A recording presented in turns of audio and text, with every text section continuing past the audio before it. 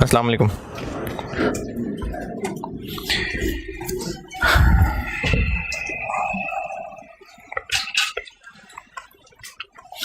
दुरूद शरीफ पढ़।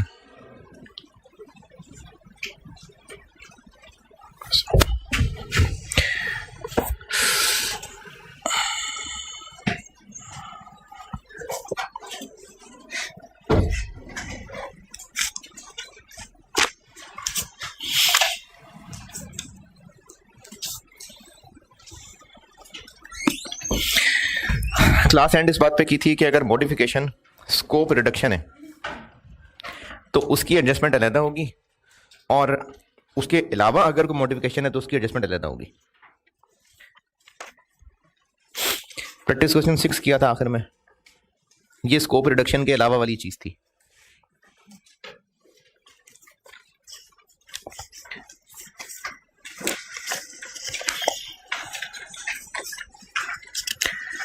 चैप्टर में पेज 13 पे हूं मैं।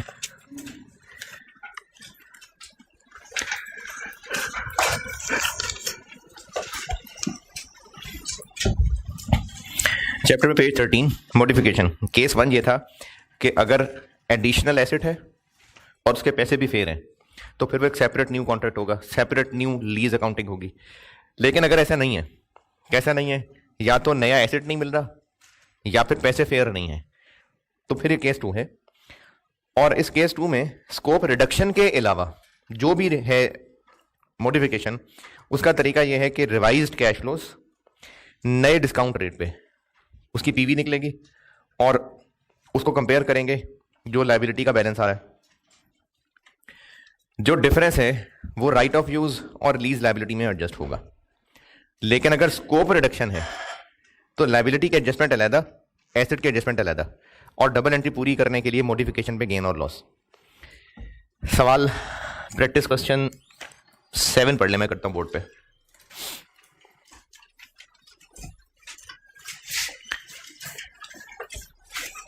अच्छा, मुझे उम्मीद नहीं थी कि आप लोग पहुंचेंगे सुबह।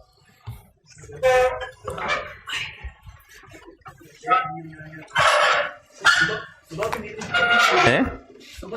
अभी की उम्मीद नहीं थी कि सुबह भी आए थे। और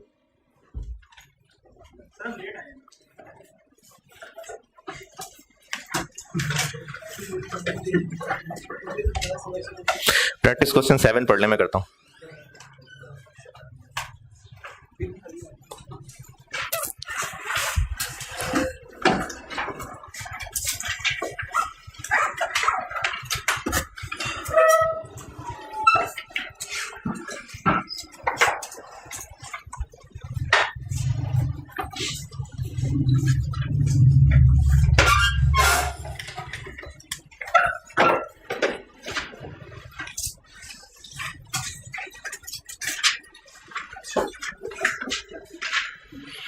प्रैक्टिस क्वेश्चन 7 कहाँ है, पढ़ लें, मैं करता हूं।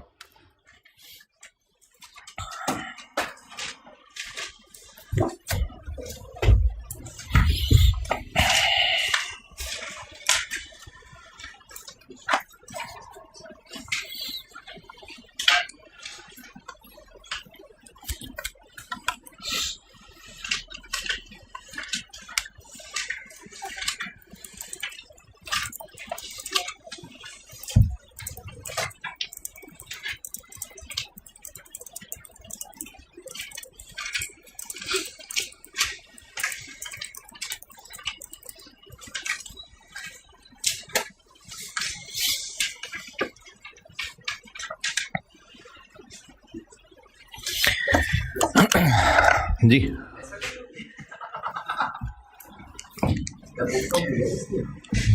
बुक्स ऑफ समझ नहीं आई। हम लोगों ने लेसी पढ़ना शुरू कर दिया। Practice question 7 page number 14।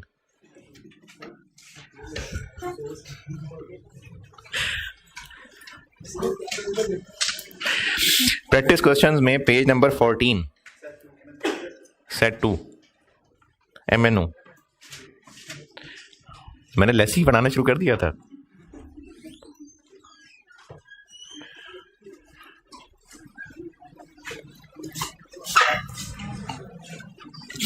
Scope reduction है कि नहीं? कैसे? जितना एसिड यूज में था उसको आधा कर दिया, तो ये स्कोप रिडक्शन है। इसके अलावा कोई और मॉडिफिकेशन भी है? नहीं नहीं, देखें स्कोप रिडक्शन होगी ना तो यकीनन लीज पेमेंट तो कम ही होंगी। अगर पहले पूरी बिल्डिंग दी हुई थी, अब आधी बिल्डिंग है, तो लीज रेंटल तो यकीनन कम होगी। मैंने स्कोप रिडक्शन का सवाल पहले नहीं कराया ना, अभी करा रहा हूं ना। तो जब स्कोप रिडक्शन है ना तो एसेट कम होगा तो रेंटल्स तो डेफिनेटली कम होंगी। तो इसलिए रेंटल्स तो कम होना स्कोप रिडक्शन के साथ कनेक्टेड है। और कोई लीज टर्म में चेंज की हो या नहीं? वो इंक्रीमेंटल बोरिंग रेट तो टर्म्स एंड कंडीशन कॉन्ट्रैक्ट का हिस्सा नहीं था ना। वो मॉडिफिकेशन का मतलब है जो लेसर लेसी के दरमियान कॉन्ट्रैक्ट चेंज हो रहा है। हो सकता है लीज टर्म चेंज हुई होती है कोई ऐसा? नहीं, तो बस स्कोप रिडक्शन ही है। वो करता हूं, टर्म्स एंड कंडीशन चेंज होने की बात कर रहा हूं।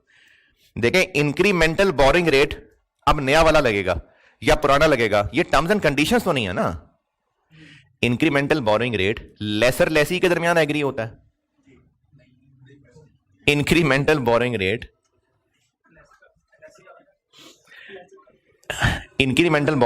क्या लेसर लेसी के दरमियान कॉन्ट्रैक्ट में तय होता है? नहीं, तो वो कोई कॉन्ट्रैक्ट की चीज तो नहीं है। मॉडिफिकेशन का मतलब है कॉन्ट्रैक्ट के अंदर चेंज हो रही है, तो स्कोप रिडक्शन है बस। अच्छा, मॉडिफिकेशन ना रिकैप दोबारा सुने ताकि जो वीआईपीज बाद में आए हैं वो भी दोबारा बता दूं। मॉडिफिकेशन और रीअसेसमेंट, इनमें फर्क है। रीअसेसमेंट में कॉन्ट्रैक्ट में चेंजेस नहीं हो रही, जिन चीजों के रिलेटेड एस्टीमेट इन्वॉल्व थे, या अगर एस्टीमेट इन्वॉल्व नहीं थे, वेरिएबल लीज पेमेंट थी, किसी फैक्टर से जोड़ा हुआ था, उन एस्टीमेट्स में चेंज हो जाए या फिर उन फैक्टर्स में चेंज हो जाए जिससे वेरिएबल लीज पेमेंट्स, लेसी पढ़ा रहा हूं मैं, हम लोग लीजेस पढ़ रहे हैं, मैं लेसी पढ़ा रहा हूं। रीअसेसमेंट और मॉडिफिकेशन में फर्क है। लेसी और लेसर के दरमियान जो कॉन्ट्रैक्ट हुआ है उसमें चेंज हो तो यह मॉडिफिकेशन है। जैसे रेंटल बदल जाए या एसेट में चेंज आ जाए या फिर लीज टर्म दोनों कहें कि नहीं इतना कर लेते हैं, यह मॉडिफिकेशन है। और रीअसेसमेंट क्या है? जो एस्टीमेट्स लगाए थे, एस्टीमेट क्या लगाए थे? एक लीज टर्म की डेफिनेशन एस्टीमेट था एक्सटेंशन और टर्मिनेशन ऑप्शन की वजह से। फिर लीज पेमेंट्स में एस्टीमेट्स मौजूद थे टर्मिनेशन पेनल्टी और बीपीओ की पेमेंट की वजह से। फिर लेसी ने जीआरवी के अगेंस्ट जितनी अमाउंट उसको पे करने की उम्मीद है उसको लीज पेमेंट का हिस्सा बनाया हुआ था, ये एस्टीमेट इन्वॉल्व था, ये एस्टीमेट इन्वॉल्व थे। और उसके अलावा वेरिएबल लीज पेमेंट में काइबोर और सीपीआई, इनको बेस किया गया था, तो इनमें कल को चेंज हो सकती थी। एस्टीमेट्स में चेंज हो जाए या इन दोनों फैक्टर्स में चेंज हो जाए, ये चेंज रीअसेसमेंट है। और रीअसेसमेंट को अकाउंट फॉर करने का तरीका क्या है?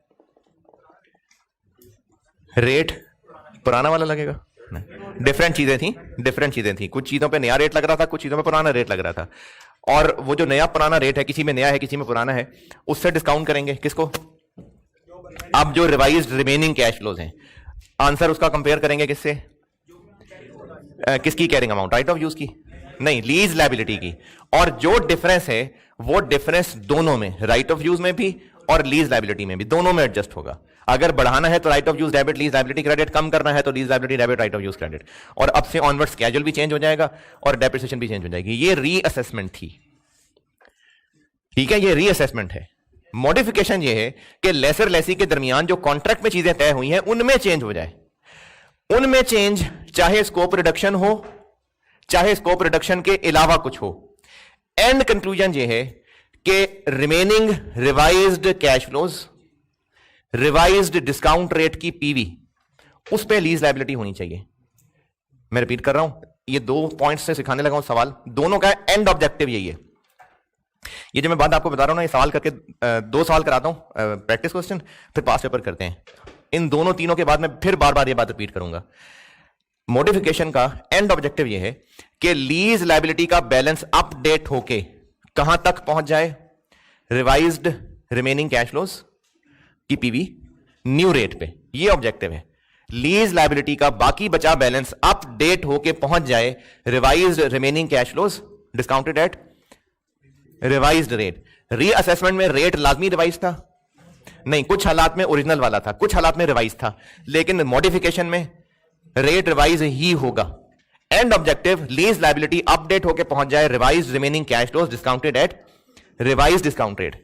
अब उसका डेबिट या क्रेडिट कहां जाना है, राइट ऑफ यूज एसेट में जाना है या P&L में जाना है। इसके लिए इस मॉडिफिकेशन को दो हिस्सों में तोड़ना पड़ेगा, एक स्कोप रिडक्शन की एडजस्टमेंट और एक अदर एडजस्टमेंट। ठीक है, मॉडिफिकेशन का एंड ऑब्जेक्टिव यह है कि लीज लायबिलिटी नए रिवाइज्ड रिमेनिंग कैश फ्लोज की पीवी पे अपडेट हो जाए डिस्काउंटेड एट रिवाइज रेट। अब उसका डेबिट या क्रेडिट राइट ऑफ यूज में जाना है या P&L में जाना है, इसके लिए इस सारी मेहनत को दो स्टेप्स में तोड़ना पड़ेगा, एक स्कोप रिडक्शन की एडजस्टमेंट और एक बाकी मॉडिफिकेशन एडजस्टमेंट। प्रैक्टिस क्वेश्चन 7 के अंदर स्कोप रिडक्शन है बस, और किस दिन हो रही है ये, 1 जुलाई 19, और एंट्रीज मांगी हैं 1 जुलाई 18 से लेके 30 जून 20 तक, 30 जून 19 ईयर और 30 जून 20 ईयर, यानी 1 जुलाई 18 से लेके 30 जून 20 तक, यहां तक की एंट्रीज मांगी हैं। लीज शुरू हुई है चूंकि 1 जुलाई 14, तो स्केड्यूल तो शुरू से चलाना पड़ेगा। ये मैं कर रहा हूं प्रैक्टिस सेट 2 का, यानी लेसी प्रैक्टिस क्वेश्चन 7। डबल एंट्रीज करनी है, इधर वर्किंग में आया हूं मैं। पहले इनिशियल अमाउंट क्या बनी होगी जब पहली दफा लीज हुई थी, 2 लाख का रेंटल था और कॉन्ट्रैक्ट पीरियड था 10 साल, और तब इंप्लिसिट रेट नहीं पता था लेकिन इंक्रीमेंटल बोरोइंग रेट पता था। तो 2 लाख को 1 - 1 + 9% पावर -10, 9%,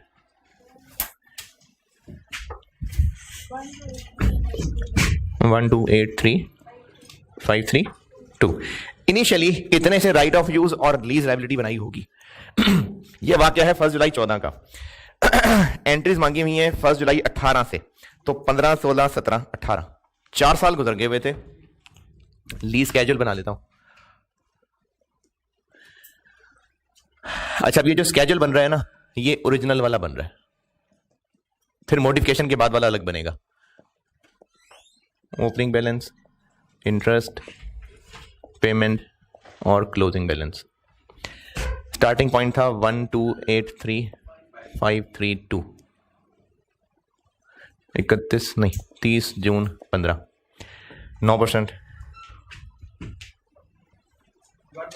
115, एक और 5,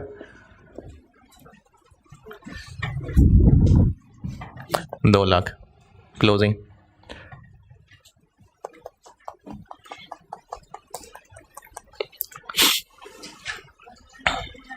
1990500, 30 जून 16, 30 जून 17, 30 जून 18, नहीं 30 जून 19, यहां तक पहुंचेगा पुराना टेबल। क्योंकि 1 जुलाई 19 को हो रही है तो पहले हमें 30 जून 19 तक पहुंचना पड़ेगा। 2 लाख, 2 लाख, 2 लाख, 2 लाख। इंटरेस्ट बताइए। 107, शुक्रिया यार, 9% बता दिया, मुझे तो पता ही नहीं था। 915,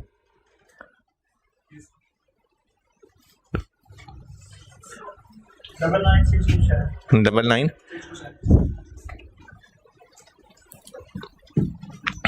चलिए इतने में बाकी बैलेंस बता दे कोई। 110 69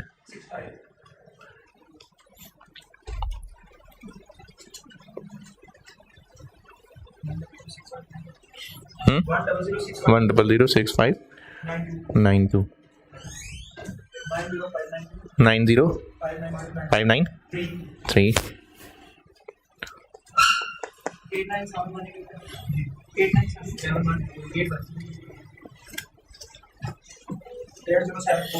807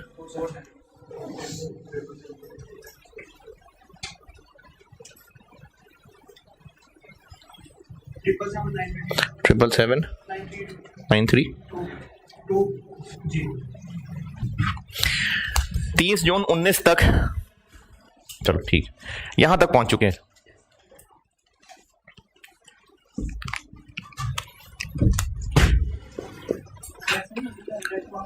क्या जी, डायरेक्ट बिल्कुल पहुंच सकते हैं,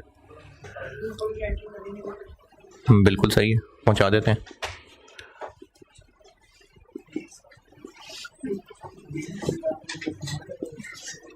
अच्छा, एंट्रीज मांगी है मैंने 1 जुलाई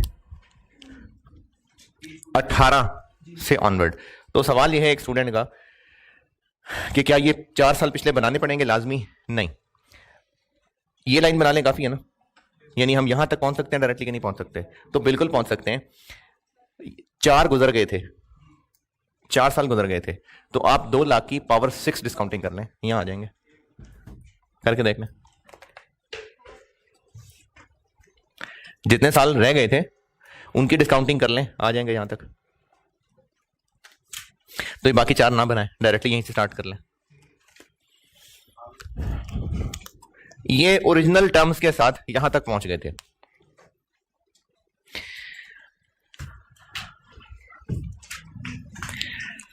इसी वर्किंग 2 में हूं मैं। मॉडिफिकेशन की एडजस्टमेंट्स 2 स्टेप्स में होंगी, मैं वर्किंग 2 के अंदर ही हूं। मॉडिफिकेशन की एडजस्टमेंट 2 स्टेप्स में होंगी। एक हम निकालेंगे सिर्फ और सिर्फ स्कोप रिडक्शन को सामने रख के, यानी अगर लीज टर्म चेंज हो रही होती उसको भी इग्नोर और रेट चेंज को भी इग्नोर, यानी पुराने रेट पे ही स्कोप रिडक्शन हो रही है। अगर लीज टर्म भी चेंज हो रही होती, इग्नोर लीज टर्म चेंज। अगर साथ नहीं, यही हो सकता है, यही हो सकता है लीज टर्म चेंज, या हो सकता है कि अब उसने बीपीओ डाल दिया होता, हो सकता है अब बीपीओ डाल दिया होता, इग्नोर।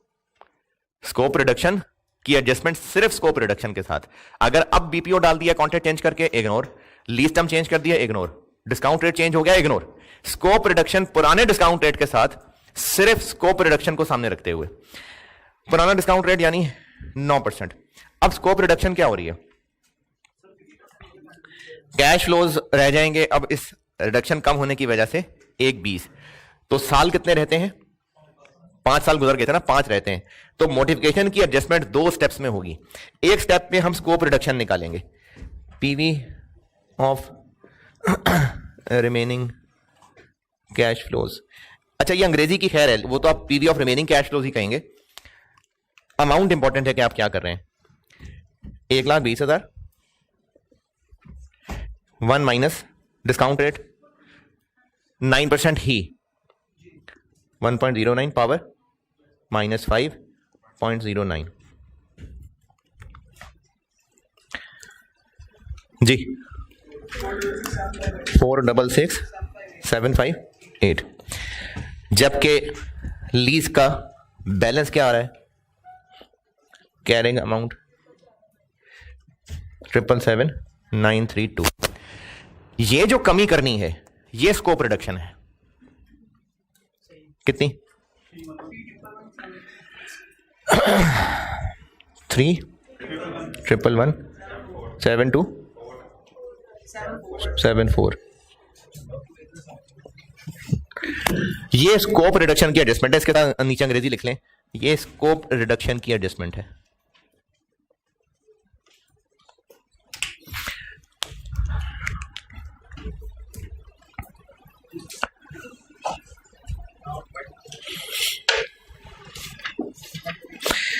इस एंट्री के बाद, एंट्री करता हूं अभी, इस एंट्री करता हूं अभी, इस एडजस्टमेंट की एंट्री करने के बाद लीज लायबिलिटी में कितना बैलेंस रह जाएगा? 4,6, क्योंकि हम इसको एडजस्ट करके यहां तक ला रहे हैं। इसी में मैं आगे चल रहा हूं। ये हो गई मॉडिफिकेशन एडजस्टमेंट्स में स्कोप रिडक्शन की एडजस्टमेंट। ये मिटा दो, वर्किंग 1।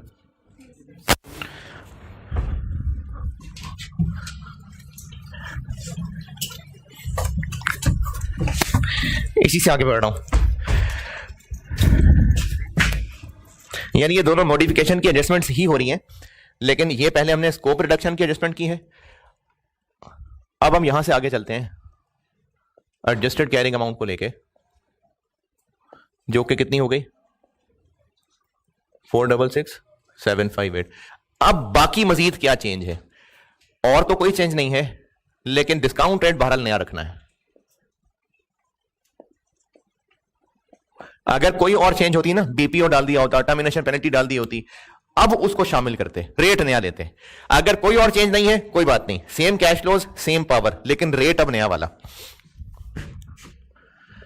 1,20,000 इंटू 1 माइनस 1.07,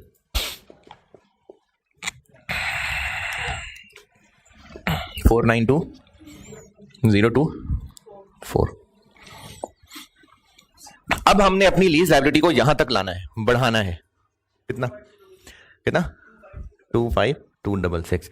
इसको मैं अदर मॉडिफिकेशन एडजस्टमेंट या बेसिक इसको मॉडिफिकेशन एडजस्टमेंट ही कह देते हैं, क्योंकि उसको नाम एक अलग दे दिया है, स्कोप रिडक्शन एडजस्टमेंट, तो उसको मॉडिफिकेशन एडजस्टमेंट कह लेते हैं।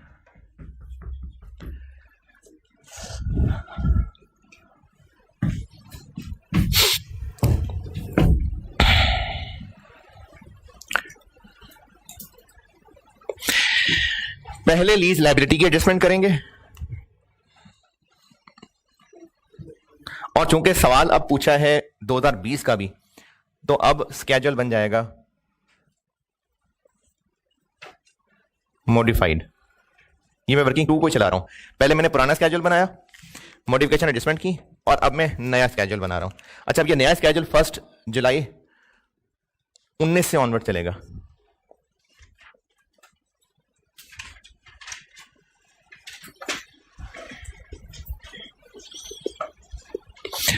यानी 30 जून 20।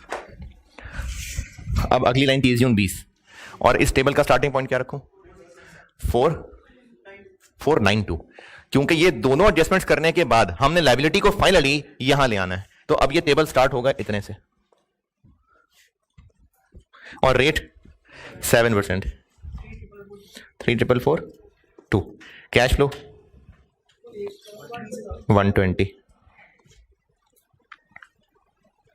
406, 466। इस सवाल में बस सिर्फ 2020 तक की एंट्रीज पूछी थी मैंने, लेकिन वैसे बता रहा हूं अगर बनाना चाहें तो अब आप इसको बाकी 5 साल करेंगे ना, जीरो हो जाएगा एंड पे। क्यों जीरो हो जाएगा? क्योंकि इन्हीं की 7% पे डिस्काउंट करके ये निकला, तो अब जब यहां से टेबल आगे चलाएंगे तो जीरो ही होना है। ये है लीज लायबिलिटी की पूरी वर्किंग।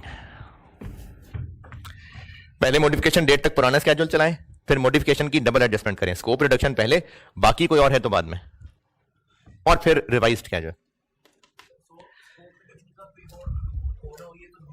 हाँ, डिस्काउंट रेट चेंज जरूर होगा, लेकिन हो सकता है डिस्काउंट रेट ना हो चेंज, आज भी वो 9 ही रहता, तो फिर बस यही होता। स्कोप रिडक्शन से रेंटल पे फर्क आएगा? रेंटल पे तो लॉजिकल फर्क आएगा ना। देखिए, अगर एसेट कम हो रहा है तो रेंटल पे फर्क आएगा, हो सकता है लीज टर्म कम हो रही होती तो उससे रेंटल पे फर्क नहीं आएगा, लेकिन वो भी स्कोप रिडक्शन है। स्कोप रिडक्शन में 2 बातें, या तो एसेट कम हो रहा होगा या टाइम कम हो रहा होगा।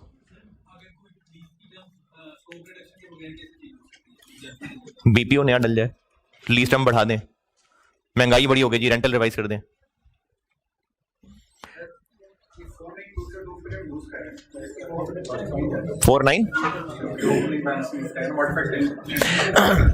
इसको यहां क्यों लिखा या ये कैलकुलेट क्यों किया? अब से ऑनवर्ड मॉडिफिकेशन एडजस्टमेंट कर लेने के बाद अब से ऑनवर्ड कैश कितना मिलना है? 120 या 2 लाख? 120। डिस्काउंटेड कौन सा यूज होना है? तो अब जब हमने कैश फ्लोज लिखना ही 120 है, रेट 7% लगना है, तो इस टेबल का स्टार्टिंग पॉइंट 492 लिखेंगे तो जीरो होना है। जी जी, ये लीज लायबिलिटी का बैलेंस था, एक एडजस्टमेंट की, इसको हमने डेबिट करके कम कर दिया, एक और एडजस्टमेंट करेंगे, क्रेडिट करके बढ़ा दिया, तो वो 777 ये बन गया। इसकी एंट्री करूंगा ना, मैं तो अभी वर्किंग कर रहा हूं, सारी वैल्यूज निकाल रहा हूं। अभी जब मैं एंट्रीज करूंगा ना, तो मैं लीज लायबिलिटी के इस बैलेंस की पहले एक ये एंट्री होगी, उससे लीज लायबिलिटी डेबिट होकर यहां तक पहुंच जाएगी, फिर एक और एंट्री होगी 25,000 से, उससे लीज लायबिलिटी क्रेडिट होकर यहां तक पहुंच जाएगी। तो लीज लायबिलिटी का अकाउंट बैलेंस ही 777 से चेंज होकर यहां आ जाएगा। ये हो गई लीज लायबिलिटी। अब इसी के ही ये जो दोनों एडजस्टमेंट्स निकाली हैं, दोनों नहीं एक, अब साथ हमें राइट ऑफ यूज को एडजस्ट करना पड़ेगा। ये एडजस्टमेंट्स निकाल लेना, उसके बाद ही आप या तो एसओसीआई एसएफपी का एक्सट्रैक्ट हो तो कर सकते हैं, या एंट्रीज का सवाल हो तो कर सकते हैं। पहले वर्किंग्स करेंगे, वैल्यूज निकलेंगे तो आगे काम चलेगा। राइट ऑफ यूज इनिशियली कितना कैलकुलेट किया था? ये 5 साल तो गुजर गए आराम से, तो इसकी इनिशियल जो कॉस्ट थी 1283532, तो चूंकि 5 साल गुजर गए तो ये डेप्रिशिएट हो गया होगा आधा, 641, ये रह गया था 1 जुलाई 19 पे 641,766, इतना रह गया हुआ था। स्कोप रिडक्शन में एंट्री लायबिलिटी की अमाउंट अलग निकलेगी ऐसे, और एसेट की अमाउंट अलग एडजस्ट होगी, कितनी? प्रोपोर्शनेटली। क्या स्कोप चेंज किया है?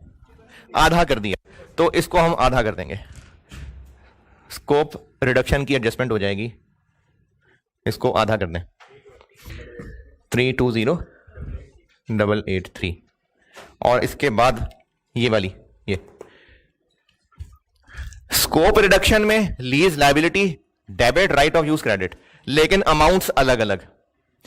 उसके अलावा मॉडिफिकेशन एडजस्टमेंट में सेम अमाउंट से बढ़ाना है तो एसेट डेबिट लायबिलिटी क्रेडिट, कम करना है तो लायबिलिटी डेबिट और एसेट क्रेडिट, तो हमने बढ़ाना है, तो इसके अलावा जो मॉडिफिकेशन एडजस्टमेंट आ जाएगी 25,266, 346,149, ये अमाउंट इसलिए निकालनी पड़ी कि अब आप देखेंगे कि नई डेफिनेशन 2020 की क्या होगी, कितनी होगी? 346,149 डिवाइडेड बाय 5, 694,230। ये अमाउंट्स कैलकुलेट हो गई। अगर एसओसीआई के एक्सट्रैक्ट का सवाल है वो भी वहीं से मिलेगा, एसओएफपी के एक्सट्रैक्ट है वो भी यहीं से मिलेगा, एंट्रीज हैं वो भी यहीं से मिलेंगे। ये क्या ये? अच्छा ठीक है, मैं एंट्रीज बताता हूं फिर समझा देता हूं। एंट्रीज पूछी थी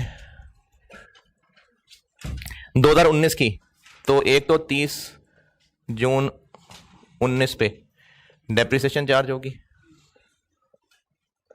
128,353, ये पुरानी वाली 10 साल के हिसाब से। फिर interest expense debit, lease liability credit,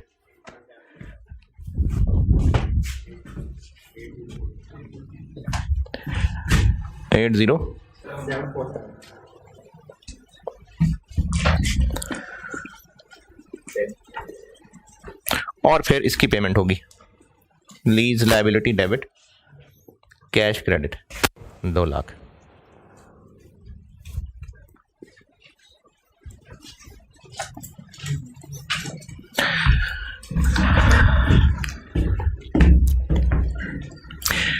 जून 19 तक पहुंच गए। अब मॉडिफिकेशन की 2 एडजस्टमेंट्स, एक होगी स्कोप रिडक्शन की एडजस्टमेंट। 1 जुलाई 19 स्कोप रिडक्शन की एडजस्टमेंट यह है कि लीज लायबिलिटी डेबिट ये अलग अमाउंट निकली है, कितने से? 3,111। राइट ऑफ यूज अलहदा से क्रेडिट, ये प्रोपोर्शनेट था, कितना? 320।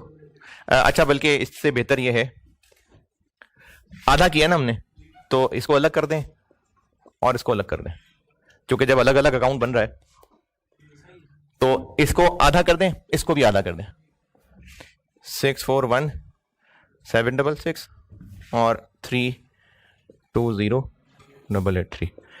एसेट को प्रोपोर्शनलिटी कम करना था ना, तो मैंने एसेट को भी कम कर दिया, एक्यूमुलेटेड को भी कम कर दिया, और ये अमाउंट मैंने ये वाली अमाउंट नहीं लिखी है, आधा किया, एसेट को आधा किया, इन दोनों को मैंने आधा आधा कम कर दिया।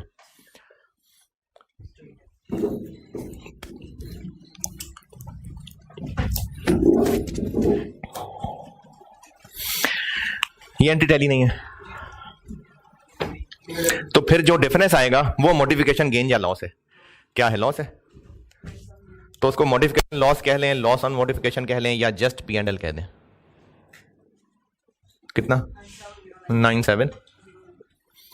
ये हो गई स्कोप रिडक्शन की एडजस्टमेंट।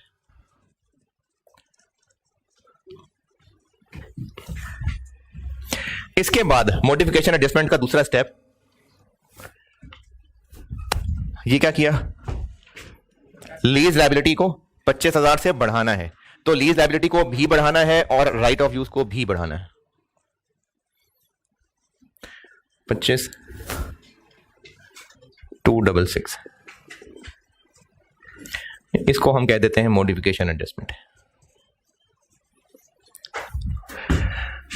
अच्छा, अब राइट ऑफ यूज में एडजस्टमेंट की है, इधर देखना यार, अब राइट ऑफ यूज में एडजस्टमेंट की है तो डेप्शन होगी ना चेंज। ये वो डेप्शन रिवाइज वाली निकाली है कि अब राइट ऑफ यूज की बुक वैल्यू देखें ना तो एडजस्टमेंट करने के बाद वो इतनी रह गई होगी, तो इसको फिर रिमेनिंग लाइफ पे बांटा। तो 20 की डेप्शन की एंट्री और 20 की ये दोनों एंट्रीज हो जाएंगी। डेप्रिसिएशन की एंट्री की अमाउंट क्या होगी, ये 30 जून 20, इधर जगह नहीं मेरे पास, 30 जून 20, depreciation debit, accumulated डेप्शन credit 69,230, interest expense debit, lease liability credit 3,442 और 120 है ये वाली लीज लायबिलिटी डेबिट के ये जो दोनों तोड़े सारे दोबारा। लीज लायबिलिटी में स्कोप रिडक्शन से इतनी कमी करनी है, कैरिंग अमाउंट और नए कैश फ्लोज, लेकिन डिस्काउंट रेट वही, इतनी लायबिलिटी करनी है कम, तो लीज लायबिलिटी डेबिट। लेकिन एसेट कितना कम करना है, इतना नहीं, एसेट इतना कम करना है जितनी प्रोपोर्शनेट एडजस्टमेंट की है। तो एसेट में प्रोपोर्शनेट एडजस्टमेंट ये किया कि एसेट को आधा कर दिया, तो जो उसकी कॉस्ट थी उसको भी आधा करते हैं, एक्यूमुलेटेड डेप्शन को भी आधा करते हैं, समझे, आधा एसेट बेच दिया जैसे।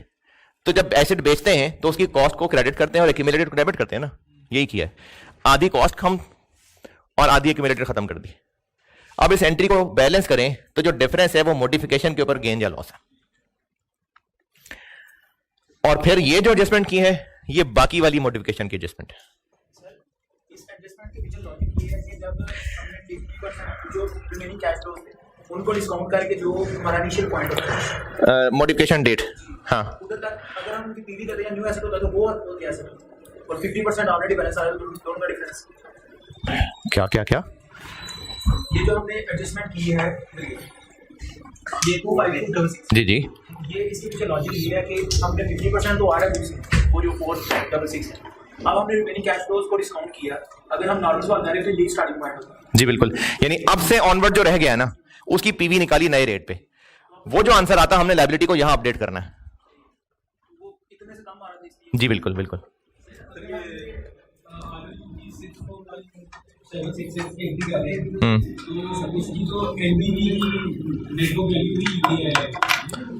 वो असल में आधा आधा था ना, यानी डबल आधा आधा हो रहा है।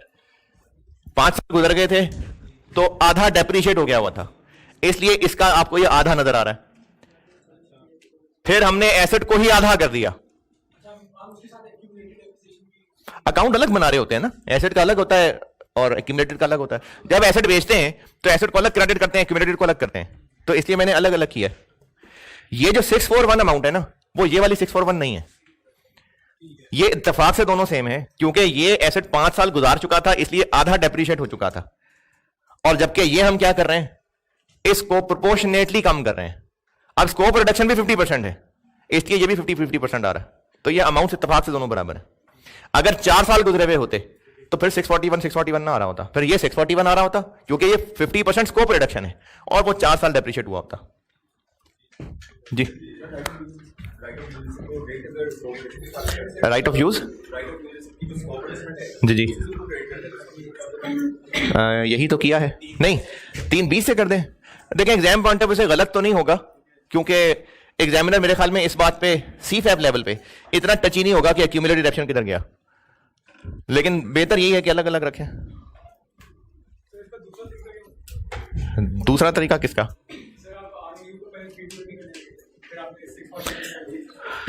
वो इसलिए ना क्योंकि हम एक्यूमुलेटेड डेप्शन का अलग अकाउंट बना रहे हैं। देखें असल में एसेट अकाउंट और एक्यूमुलेटेड डेप्शन अलग अलग बन रहे होते हैं, तभी तो एसेट स्केड्यूल बन पाता है।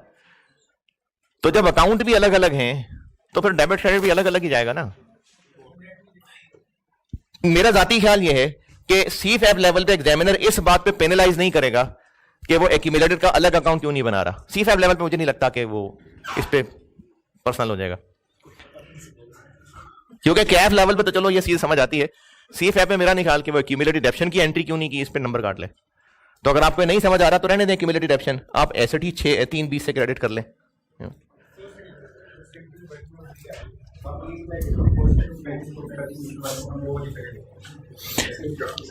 ये वाली, ये 641 मैंने कहा, ये 641 नहीं है, ये तो एक्यूमुलेटेड डेप्शन है। ये हमने एसेट को भी और एक्यूमुलेटेड डेप्शन को भी स्कोप रिडक्शन आधा कर दिया। स्कोप रिडक्शन है 50% कम हो रहा है, तो राइट ऑफ यूज एसेट में इतना बैलेंस था उसको आधा उड़ा दिया, और एक्यूमुलेटेड में इतना बैलेंस आ रहा था उसको आधा उड़ा दिया। जी practice question 7, okay. Practice question 8 आप कर लें। प्रैक्टिस क्वेश्चन 8 आप करिए, फिर मैं पास्ट पेपर पे आता हूं। मॉडिफिकेशन यही है। प्रैक्टिस क्वेश्चन 8 आप कर दें सॉल्व। सोल्यूशन देखने से ना वो महारत नहीं आती है, कर दें आप कैलकुलेट। कम से कम कैलकुलेशन सारी कर दें, एंट्रीज बेशक ज़बानी देख लें लेकिन कैलकुलेशन सारी कर दें। अच्छा प्रैक्टिस क्वेश्चन 8 है, लेसर का नहीं, हम लेसी पे ही हैं। पेज नंबर, प्रैक्टिस क्वेश्चंस का page number 14, practice question 8 PQR, ये कर दीजिए।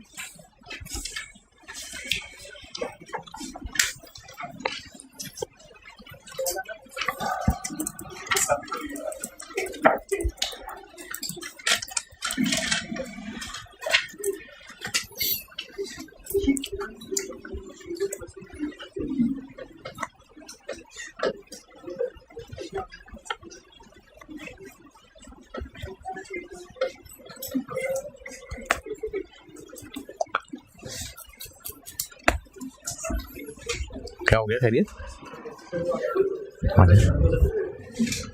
तो पहले किसने मना किया था यहाँ बैठने से? कोई बात नहीं यार, निकाल दिया हमने। अच्छा अच्छा अच्छा,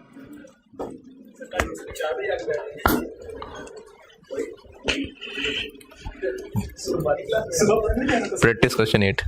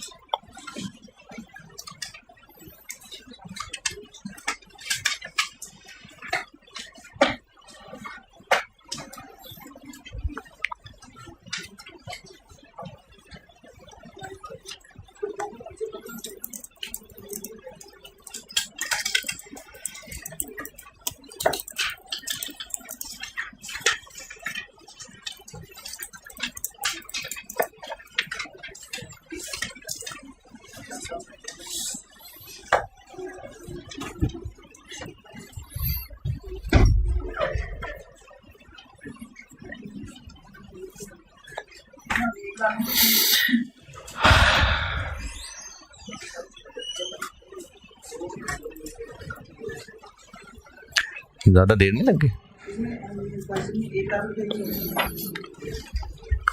क्या करना चाहिए था?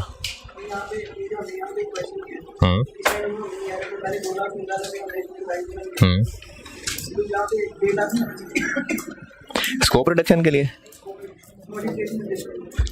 आप ये पूछ रहे हैं या ये पूछ रहे हैं? तो आप स्कोप रिडक्शन पूछ रहे हैं। 1.5 लाख रुपए स्कोप रिडक्शन की वजह से, वो तो एडिशन की वजह से। स्कोप रिडक्शन हो क्या रही है, चलिए ये बताएं। लीज टर्म कम हो रही है ना, तो लीज टर्म कम होने से एनुअल रेंटल कम होना चाहिए है?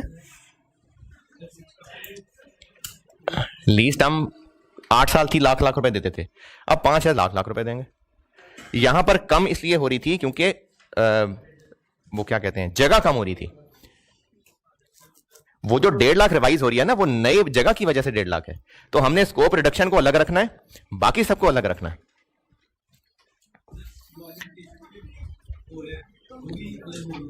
हाँ जी, स्कोप रिडक्शन अलग है, स्कोप रिडक्शन अलग है, बाकी सब एडजस्टमेंट्स अलग है। स्कोप रिडक्शन, अगर स्कोप रिडक्शन ना होती तो फिर यही करते ना, फिर ये तो प्रैक्टिस क्वेश्चन 6 जो लास्ट टाइम किया था, अगर सिर्फ मॉडिफिकेशन हो रही है स्कोप रिडक्शन के अलावा तो बस सिर्फ ये काम करते। बोलिए नाराज हो गए? अच्छा हाँ जी जी जी, वो भी तो एडजस्टमेंट कर ली ना। ये हम 2 एडजस्टमेंट्स कर रहे हैं। देखें, लीज लायबिलिटी में हमने 2 एडजस्टमेंट्स किए हैं, एक ये एडजस्टमेंट किए, एक ये एडजस्टमेंट किए। एंटी से पहले एग्री कर लें, ये एडजस्टमेंट अलग है, ये अलग है। ये क्यों एडजस्टमेंट की है? ये स्कोप रिडक्शन है, ये रेट चेंज होने को एडजस्ट किया है। अब ये दोनों एडजस्टमेंट्स हम एक टाइम पे ही कर रहे हैं। इन दोनों एडजस्टमेंट्स करने के बाद लीज लायबिलिटी में कितना बैलेंस रह जाएगा? लेजर का बैलेंस 777 आ रहा था, इसको डेबिट यानी कम कर दें, ये क्रेडिट ऐड कर दें, कितना बन जाएगा? करें ना, कैलकुलेट करके देखें। 777 लीज लायबिलिटी का लेजर बैलेंस था, इतना डेबिट हो रहा है, इतना क्रेडिट हो रहा है, तो लायबिलिटी का क्लोजिंग बैलेंस इतना बन जाएगा ना। अब वहां से बात आगे चलेगी।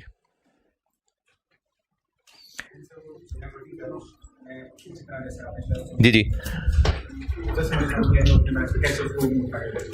ये स्केड्यूल अलग बनाए ना आप, 490। हाँ जी, ये फिगर यहां आ गई। हमने पहले इस 777 को यहां तक गिराया, नहीं यहां तक, फिर इसको यहां से यहां तक बढ़ाया।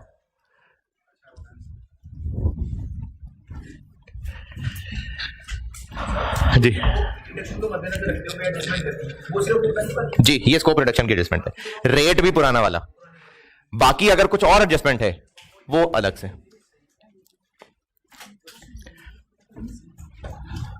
हाँ जी, प्रैक्टिस क्वेश्चन 8 कहा था करने, जबानी जबानी नहीं, कैलकुलेशन करने को कहा था। जी, मुझे आपकी बात समझ नहीं आ रही। हाँ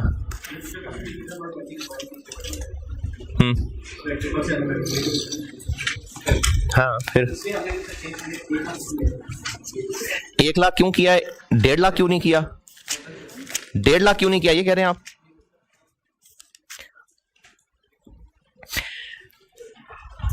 हाँ जी, प्रैक्टिस क्वेश्चन 8 की एफर्ट डन, तो मैं डिस्कस करूं। हाँ, 5 साल बाद नहीं चेंज हो रहा। हाँ ठीक है, 5 साल बाद चेंज हो रहा है। हाँ जी जी,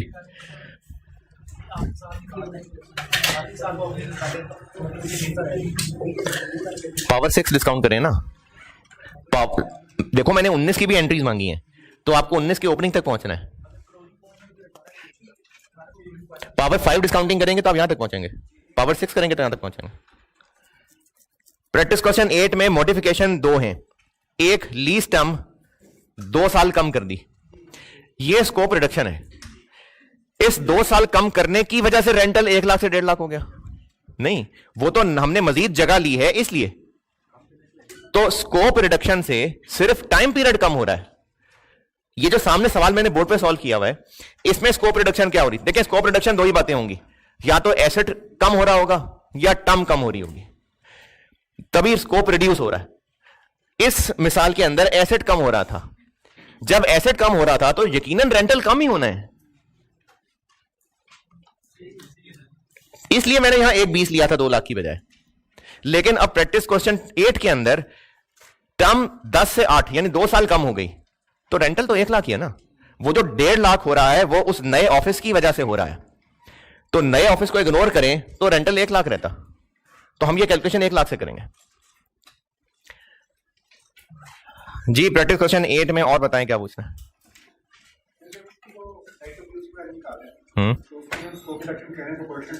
जी कैरिंग अमाउंट रह गई थी कितनी, कितने साल गुजर गए थे? 5।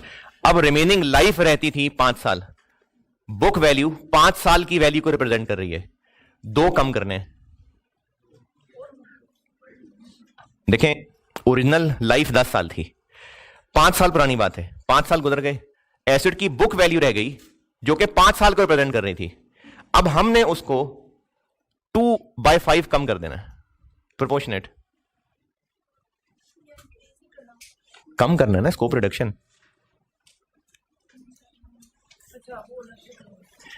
स्कोप रिडक्शन अलहदा है, जो ऑफिस स्पेस नई ले रहे हैं ये अलहदा है। स्कोप रिडक्शन ये है, ये अमाउंट और ये अमाउंट फर्क है। स्कोप रिडक्शन में लायबिलिटी की अमाउंट अलग तरीके से निकलनी है, जितने से लायबिलिटी को कम करना है, और एसेट की अमाउंट जस्ट प्रोपोर्शनेट निकलनी है। लेकिन जो अदर मॉडिफिकेशन है वो लायबिलिटी वाली ही अमाउंट निकलनी है और वही राइट ऑफ यूज में डेबिट क्रेडिट जानी है। तो ये जो स्कोप रिडक्शन की है ना एसेट में, ये 5 साल रिमेनिंग लाइफ रहती थी, उसको 2 कम करना था, तो 2/5 कर देंगे तो पता चल जाएगा प्रोपोर्शनेट कितना कम हो रहा है। आपको 2/5 नहीं समझ आ रहा? एतराज है? समझ नहीं आ रहा? समझ नहीं आ रहा? लीज टर्म कम हो जाए या एसेट जो एसेट है जो जगह किराए पे ली हुई है वो कम हो जाए, ये स्कोप रिडक्शन है। अब लीज टर्म हो गई कम,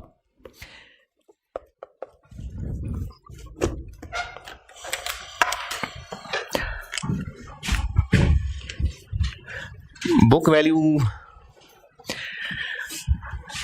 कॉस्ट और एक्यूमुलेटेड अलग अलग बता दूं या बुक वैल्यू बताऊं? बुक वैल्यू बता दूं?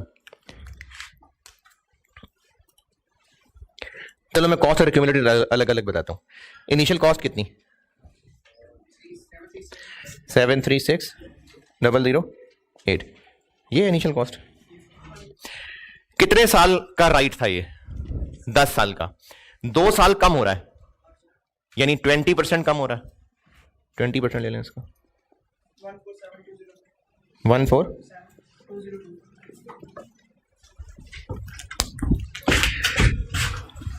बल्कि नहीं सॉरी, ये बना 147। हाँ ठीक है, यही है।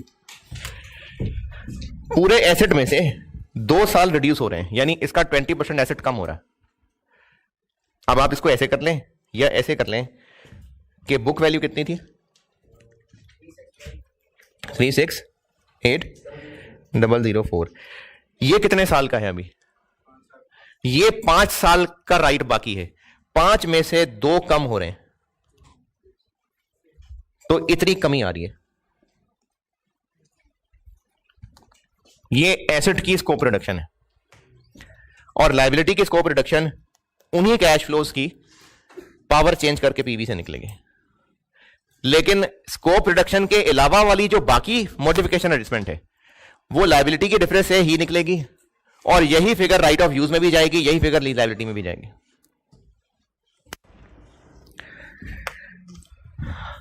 हाँ जी, ओके।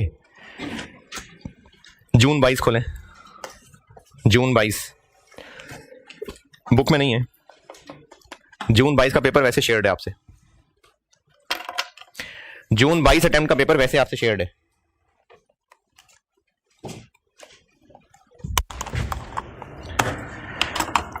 जून 22 में आए क्वेश्चन नंबर 4 का पॉइंट 3 पढ़ें।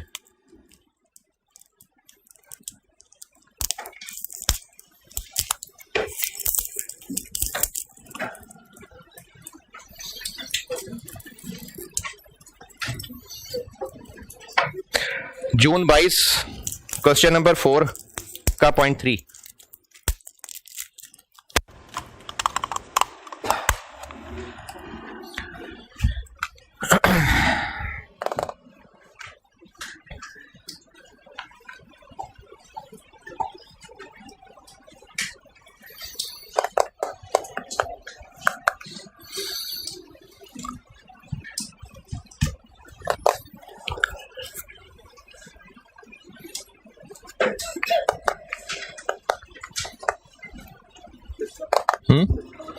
जून 22 क्वेश्चन नंबर 4 का पॉइंट 3, बुलबुल लिमिटेड,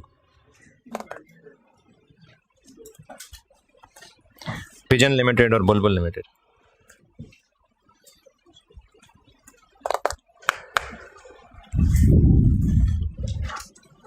हाँ जी, सवाल की ना रिक्वायरमेंट थी, ये मल्टीपल सेटेड सवाल था और रिक्वायरमेंट है इसकी एसओएफपी और एसओसीआई के एक्सट्रैक्ट्स 2021 के। तो एक्सट्रैक्ट्स हैं, यानी बस आपने वर्किंग्स करनी है। करें, टैली कराता हूं फिर। करें वर्किंग, लीज लायबिलिटी वाली एडजस्टमेंट और राइट ऑफ यूज वाली एडजस्टमेंट, ये सारी वर्किंग और ये सारी वर्किंग करिए, फिर वैल्यूज टैली कराता हूं। आप लोग करें, मैं क्या करूंगा? वो आई कैप ने डिफरेंट फॉर्मेट से किया होता है ना, तो वैसे तो आपका सोल्यूशन देख के टैली कर ही जाना है, लेकिन फिर भी अगर ना टैली किया तो इस फॉर्मेट से टैली करा देता हूं। स्कोप रिडक्शन है इसमें, 5 साल कर दिया 8 से, तो स्कोप रिडक्शन है बस, यानी बस सिर्फ स्कोप रिडक्शन है तो ये होना है, और बस सिर्फ रेट चेंज करके ये होना है। करिए लीज लायबिलिटी वाली वर्किंग, ये जो मैंने यहां किया वर्किंग 1 2 3 ये करें सारी।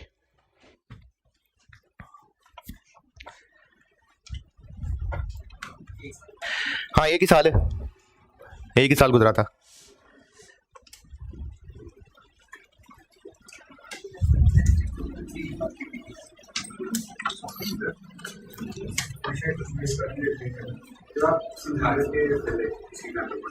पहले कब?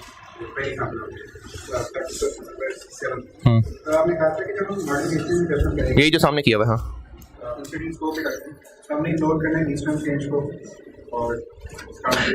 लीज टर्म चेंज मैंने उस मिसाल में बोला था कि अगर बढ़ा दिया तो, अगर कम है तो वो तो स्कोप रिडक्शन है।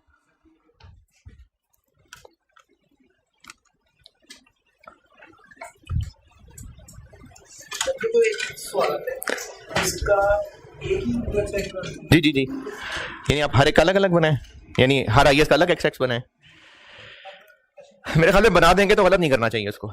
वैसे सॉल्यूशन में बना एक ही होता है, क्योंकि एक कंपनी के एक्सट्रैक्ट मांगे होते हैं ना। अच्छा, ऑनलाइन वालों के लिए सवाल रिपीट कर रहा हूँ। सवाल ये पूछा है कि अब इस सवाल के अंदर 4 आईएएस थे, चार पार्ट थे। तो इसके अंदर IAS 19 भी है, इसमें IFRS 2 भी है, इसमें ये लीजेस भी है, और एंड पे इसमें IFRS 9 इम्पेयरमेंट भी है। तो अब एक्सट्रैक्ट्स क्या एक ही बनेंगे या 4 अलग अलग बनेंगे? ऑफिशियली तो एक ही बनेंगे, लेकिन अगर आप 4 अलग अलग भी बना देंगे तो नंबर पूरे मिलने चाहिए।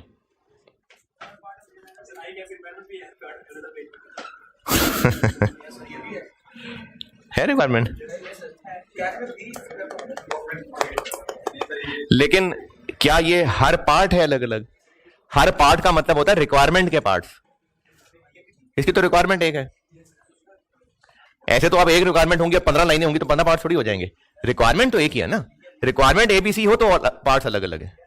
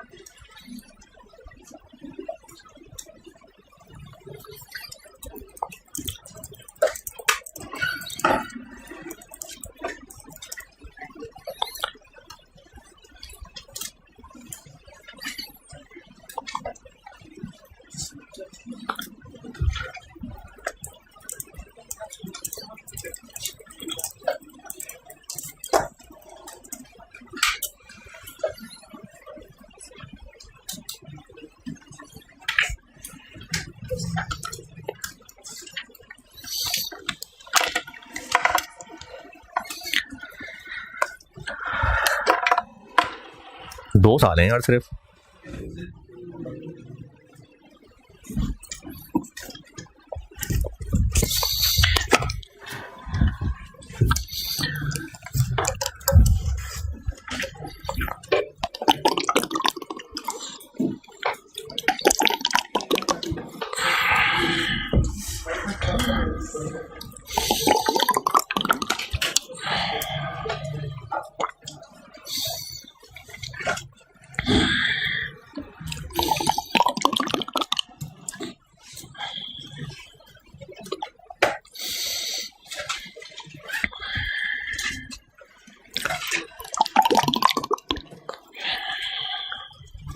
इसमें जो है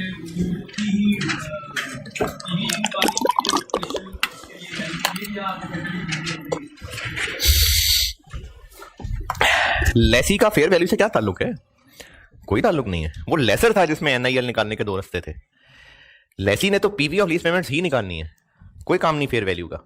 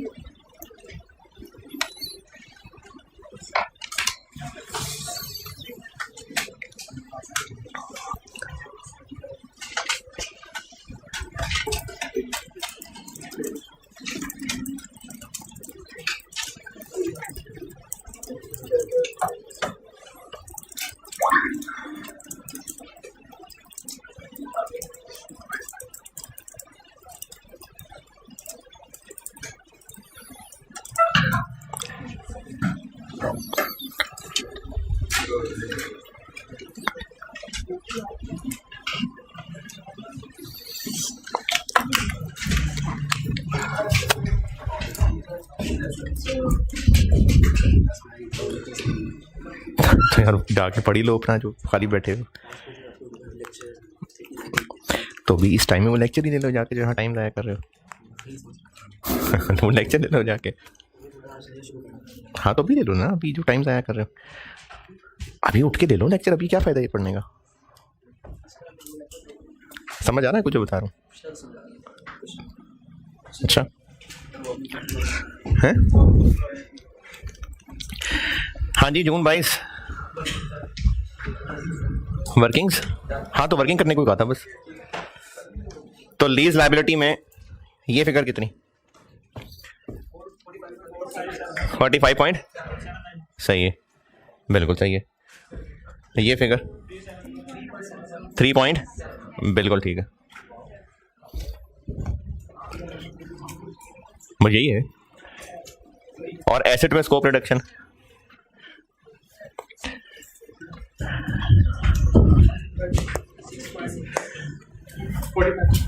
नहीं, 45 नहीं है,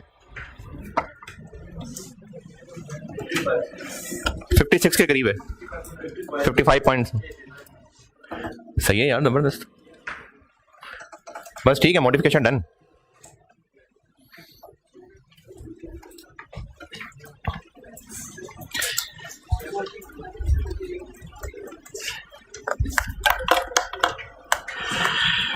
अच्छा, अब मैं इसमें सब लीज और सेल एंड लीज बैक, सब लीज रह गया, सेल एंड लीज बैक रह गया, वो कराता हूं। पास पेपर का एक सवाल है, अगर आप कराएंगे तो। मैंने दिसंबर 20 दिया था किया भी है। अभी उसका पार्ट 3 मैंने सेल एंड लीज बैक में कराना है ना, तो इसलिए मैं उसके साथ डिस्कस कर लेता हूं उसको। एक सवाल है, अगर आप कल कराएंगे तो कल मैं इंशाल्लाह IS 12 शुरू कराऊंगा। कल IS 12 करेंगे शुरू, IS 12 जी। हाँ तो टाइम भी थोड़ी है। ये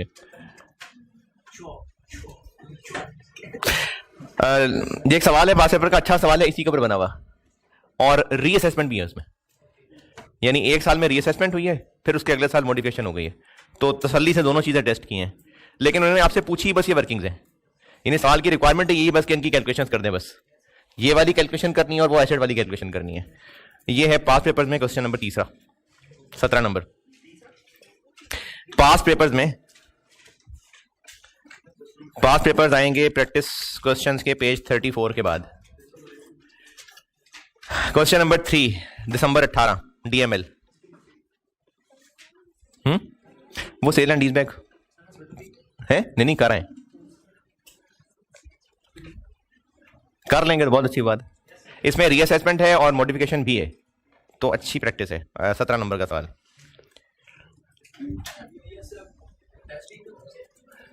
ये यही है, यही इतना ही है। ये ना मैंने ज्यादा पुराने नहीं डाले हुए, वो IS 17 होता था, तो वो IS डिफरेंट था, उसकी सेल एंड लीज बैक की अकाउंटिंग डिफरेंट थी, वरना उसके भी सवाल हैं, तो इसलिए मैंने ये पुराने नहीं डाले हुए। और रिसेंट सवाल में भी आया हुआ है अभी जो किया आपने, और एक में और आया हुआ है लेकिन वो मल्टीपल स्टैंडर्ड में है, तो वो मैंने इस चैप्टर में नहीं डाला।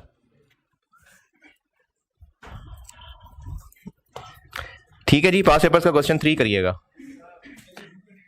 क्या इतनी लंबी कहानी सुना दी मैंने कहा था इसमें रीअसेसमेंट भी है, मॉडिफिकेशन। हाँ यही वाला, हाँ जी हाँ जी हाँ जी हाँ जी। ये दिसंबर 18 अटेम्प्ट का सवाल है, ये मेरी पास पेपर्स वाले पोर्शन में क्वेश्चन 3 डीएमएल और बीएलसी। सब लीज नहीं, लीजेस तो आज खत्म, ठीक है, सब लीज अभी देख लेते हैं, फिर सेल एंड लीज बैक अगली क्लास में कराता हूं। चैप्टर में आइए, पेज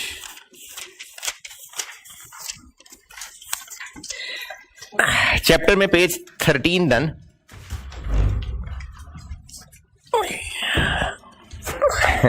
खैर है अभी क्लास के बाद। चैप्टर में पेज 13 डन। अच्छा अभी ना मैं अभी नमाज के बाद जो क्लास करूंगा,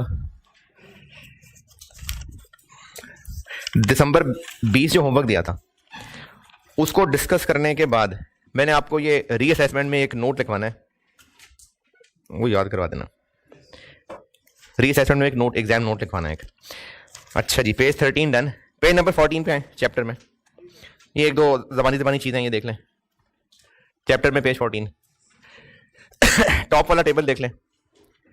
ये एक एडजस्टमेंट, एक अमेंडमेंट आई थी कोविड-19 की, इसमें उन्होंने ये कहा हुआ है कि क्योंकि ना उस दौर में रेंट्स में कंसेशन की गई थी, काफी जगह पर ये मामला हुआ था कि बिजनेसेस डाउन थे तो रेंट में कंसेशन की गई थी, लेकिन वो कंसेशन जो की गई थी ना वो डिस्काउंट नहीं दिया गया था, पेंडिंग कर दिया गया था। यानी कहा होगा कि जी अभी ना दें, अब अगले डिले कर दिया था। तो ये IS ये कह रहा है कि अगर ऐसा कुछ हुआ था तो वो मॉडिफिकेशन ना लें आप, मतलब उसकी मॉडिफिकेशन की अकाउंटिंग ना करें आप। वैसे तो टर्म्स कंडीशन में चेंज हुई है, लेकिन वो कह रहे हैं कि आप मॉडिफिकेशन की अकाउंटिंग ना करें उसके लिए, हैं? हाँ, तो ये बस डब्बा पढ़ लें। पीवी का फैक्ट भी नहीं आएगा। पीवी का फैक्ट आ जाता, हम डिस्काउंट रेट चेंज करते, लेकिन कंपनीज को अगर मॉडिफिकेशन लेती तो डिस्काउंट रेट चेंज करती, डिस्काउंट रेट चेंज करती तो मॉडिफिकेशन आ जाती। तो वो कह रहे हैं ना करें इसको, मॉडिफिकेशन ना लें, बस ये डब्बे में पढ़ लें, ये डब्बे में कहा हुआ है। तो ठीक है, पढ़ ही लेंगे, यही कहा हुआ है, क्योंकि वैसे भी आप नीचे करके बैठे हुए तो पढ़ ही लेंगे कभी। एक्सेप्शनल अकाउंटिंग वाली चीज देख लें। ये टेस्ट होती नहीं है, लेकिन बहरहाल एक चीज है। नहीं, कैफ में भी नहीं आई कभी। अच्छा, याद नहीं मुझे। कुछ नहीं। पेज नंबर 14 पे ही आगे एक्सेप्शन अकाउंटिंग, ये समझ लें क्या है। दो लीजेस हैं, एक शॉर्ट टर्म लीज और एक सस्ते एसेट्स की लीज। शॉर्ट टर्म लीज वो है जो 12 महीने के अंदर अंदर है। अच्छा, लेसी ने लीज की अकाउंटिंग करनी होती है, ऑपरेटिंग के लिए अलग और फाइनेंस के लिए अलग। लेसी के लिए लीज है, उसने प्रेजेंट वैल्यू निकाल के अकाउंटिंग करनी है। लेकिन दो लीजेस ऐसी हैं जिनमें लेसी चाहे तो वो एक्सेप्शनल अकाउंटिंग फॉलो कर सकता है, अगर लेसी चाहे तो। एक शॉर्ट टर्म लीज है, शॉर्ट टर्म लीज कहते हैं जो 12 महीने के अंदर अंदर खत्म हो जाती है, 12 महीने से ऊपर नहीं जाती। और सस्ते एसेट्स की लीज, सस्ता एसेट कंपनी के हिसाब से फैसला नहीं होगा कि सस्ता है कि नहीं, ये उस मुल्क के हिसाब से फैसला होगा।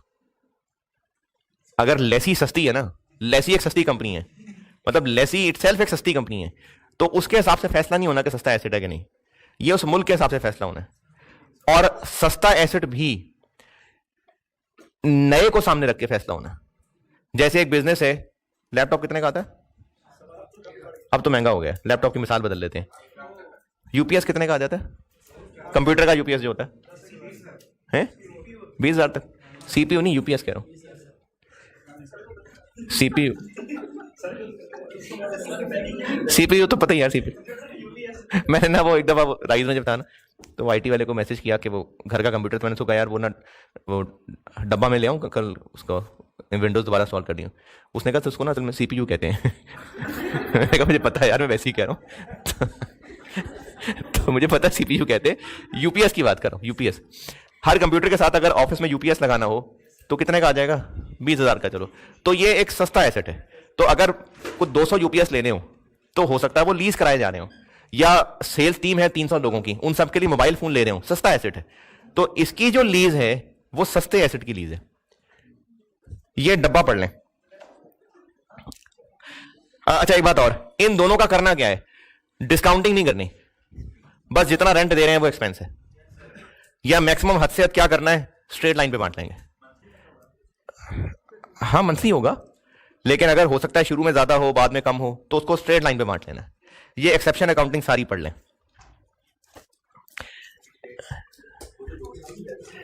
स्ट्रेट लाइन एक साल में भी हो सकता है ना, ईयर एंड बीच में आ गया तो अकाउंटिंग ईयर एंड आ गया। और एक साल शॉर्ट टर्म लीज है, लो वैल्यू एसेट तो 4 साल का भी हो सकता है। लो वैल्यू एसेट की लीज तो 4 साल की भी हो सकती है भाई, वो तो शॉर्ट टर्म लीज है जो 1 साल की है। ये एक्सेप्शन अकाउंटिंग सारा पढ़ लें टॉपिक।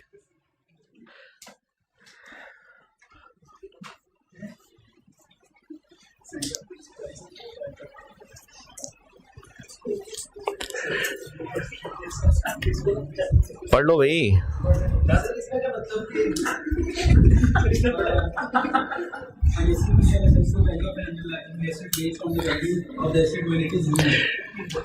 यूपीएस 20,000 का है तकरीबन, तो ये सस्ता एसेट है। लैपटॉप 1.5-2 लाख का है, तो ये सस्ता एसेट नहीं है। लेकिन अगर यूज लैपटॉप दे रहे हैं आर्टिकल स्टूडेंट को 20,000 वाले, वो जो बैटरी मुझे चार्जर के बगैर चलते नहीं है और उसमें हार्ड डिस्क भी थोड़ी सी, तो वो लैपटॉप बेशक 20,000 का है जो लीज करा रहे हैं, लेकिन वो जब नया था तो 20 का नहीं था, तो वो लो वैल्यू में नहीं आएगा। लो वैल्यू में वो एसेट आएगा जो नया भी सस्ता ही है।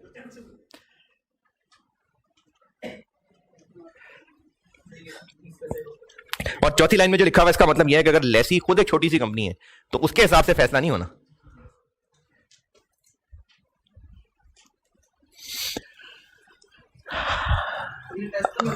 है जी, नहीं होने को तो हो सकता है, बिल्कुल हो सकता है। सब लीज है, सब लीज के बाद, ब्रेक सब लीज के बाद, है जी। हाँ जी, सब लीज ये है कि लेसी ने एसेट आगे किसी को लीज पे दे दिया, यानी लेसी लेसर बन गया, लेसी लेसर बन गया। तो अब ये 2 अकाउंटिंग करेगा। पहले ये लेसी है तो लेसी वाली अकाउंटिंग करेगा, और फिर लेसर बन रहा है तो लेसर वाली अकाउंटिंग करेगा। लेकिन अब ये जब लेसर बन रहा है तो फिर अब देखना पड़ेगा इसको कि ऑपरेटिंग लीज है कि फाइनेंस लीज है। लेसी होते हुए नहीं देख रहा था, लेसर बन के देखेगा। अगर फाइनेंस लीज है तो क्या और ऑपरेटिंग लीज है तो क्या। पढ़ ले पूरा टॉपिक, जो अंग्रेजी लिखी हुई आ जाएगी पढ़ के समझ, लेकिन पढ़ेंगे तो आएगी। पढ़ें तो सही है जी। ओरिजिनल लेसर से चोरी चोरी नहीं हो रहा होगा, ये कंटेंट में अलाउड होगा तो फिर तो ओरिजिनल लेसर तो अपनी लीज की अकाउंटिंग करेगा ना। सब लीज सारा पढ़ लें पूरा, अगला पेज भी सब लीज सारा पढ़ लीजिए। हैं एजेंट कहां से आ गया? हाँ हाँ, तो रेंटल ही आना था और क्या। पढ़ा तो सही ना यार, पढ़ ले पढ़ ले पढ़ ले पढ़ ले।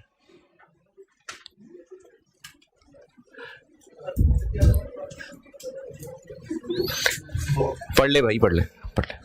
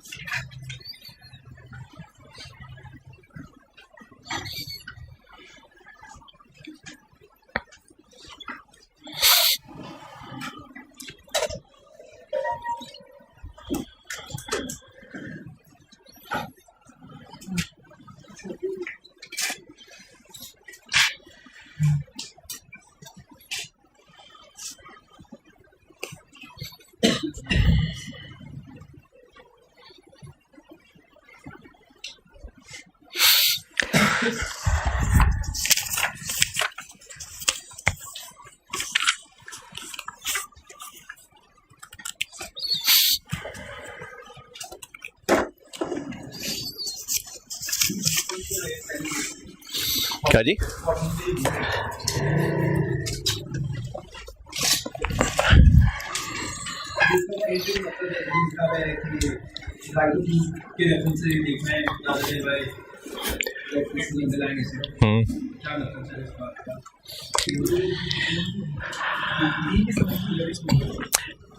पेज नंबर 14 के जो एंड पे बात लिखी है ना, जिन्होंने पढ़ी है समझाता हूं।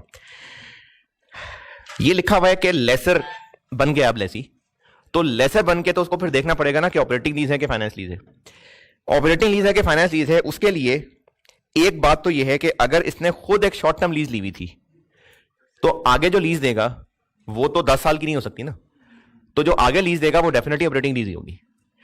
बी में ये लिखा हुआ है कि ये फैसला कैसे होता था कि ऑपरेटिंग है कि फाइनेंस है, क्या क्या निशानी है। इकोनॉमिक लाइफ का मेजर पोर्शन हो, पैसे पूरे होंगे कि नहीं होंगे। पैसे पूरे होंगे तो चलो मैंने देसी डेफिनेशन बताई थी, अगर ऑफिशियली 5 इंडिकेशन देखें तो उनमें एक ये था कि बीपीओ हो, फिर एक ऑप्शन ये थी कि ओनरशिप ट्रांसफर हो जानी है, और यूजफुल लाइफ का मेजर पोर्शन हो गया, और एक बड़ा इंपॉर्टेंट पॉइंट था, एक बहुत इंपॉर्टेंट पॉइंट था, present value of lease payments asset की फेयर वैल्यू के तकरीबन बराबर हो। अब ये एसेट जो आगे लीज पे दे रहा है, ये प्लांट लीज पे लेके प्लांट लीज पे नहीं दे रहा, ये राइट ऑफ यूज लीज पे दे रहा है। तो वो जो राइट ऑफ यूज लीज पे दे रहा है, उस राइट ऑफ यूज के हिसाब से फैसला करेगा कि ऑपरेटिंग है कि फाइनेंस है। जैसे एक प्लांट लीज पे लिया था, उस पूरे प्लांट की फेयर वैल्यू 10 लाख थी, इसने वो प्लांट लीज पे लिया तो ये प्लांट डेबिट नहीं कर रहा, ये राइट ऑफ यूज डेबिट कर रहा है, और प्लांट की लाइफ 10 साल थी, इसने 8 साल के लिए लिया हुआ था। अब इसने उस राइट ऑफ यूज की वैल्यू को देख के फैसला करना है कि मैं आगे लेसी से पैसे पूरे कर रहा हूं कि नहीं कर रहा। जो लेसी से पैसे ले रहा होगा उनकी पीवी तकरीबन किसके बराबर आई तो फाइनेंस लीज होगी, इस राइट ऑफ यूज की फेयर वर्थ के। ये लिखा हुआ पॉइंट बी के अंदर कि अब उसने जो भी फाइनेंस लीज और ऑपरेटिंग लीज का फैसला करना है वो प्लांट के हिसाब से नहीं करना, राइट ऑफ यूज एसेट के हिसाब से करना। जी, इसके पास जो राइट ऑफ यूज है उसके हिसाब से फैसला होना है। हाँ जी, तो ये मेजर पोर्शन वाली बात हो गई। ऐसा हो सकता है कि इसने ऑपरेटिंग लीज पे लिया हो और आगे फाइनेंस लीज पे दे रहा हो, ऐसा हो सकता है। और सर 8 और 10 में वो मतलब 10 हैंडलिंग लीज का चलाता रहेगा, हाँ, एज ए लेसी, और आगे 8 का चलाता। जी बिल्कुल। सर राइट ऑफ यूज की फेयर वैल्यू क्या करेंगे? राइट ऑफ यूज की fair value, right of use की फेयर वैल्यू अभी मैं उसमें पढ़ाऊंगा सेल एंड लीज बैक में। वो जो उसकी प्रेजेंट वैल्यू निकालते हैं ना, पीवी ऑफ लीज पेमेंट्स, वही राइट ऑफ यूज की फेयर वैल्यू होती है। अभी मैं सेल एंड लीज बैक में बताऊंगा ये बात, करते हैं ना। अभी अगला पेज देखें। अगले पेज पे टॉप का डब्बा ये है कि हो गया फैसला कि ऑपरेटिंग है कि फाइनेंस है। अगर फाइनेंस है तो क्या,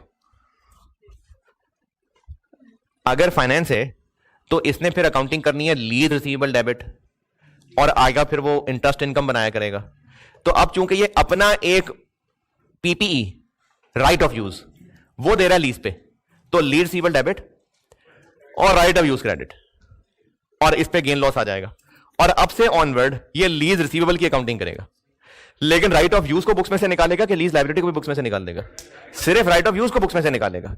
तो अब उसकी बुक्स में लीज लायबिलिटी भी आ रही होगी और लीज रिसीवेबल भी आ रहा होगा। लीज रिसीवेबल के पैसे आ रहे होंगे, इंटरेस्ट इनकम बन रही होगी, लीज लायबिलिटी के पैसे जा रहे होंगे, इंटरेस्ट एक्सपेंस बन रहा होगा। ये इस पहले डब्बे में लिखा हुआ। और दूसरे डब्बे में लिखा हुआ है कि अगर ये सब लीज ऑपरेटिंग लीज है तो बस जो अपनी लीज की अकाउंटिंग कर रहा था वो चलाता रहेगा, और इस ऑपरेटिंग लीज को वो रेंट इनकम बनाता रहेगा। हाँ जी, ये दोनों डब्बे हैं, ये पढ़ लें। ये सब लीज हो गई।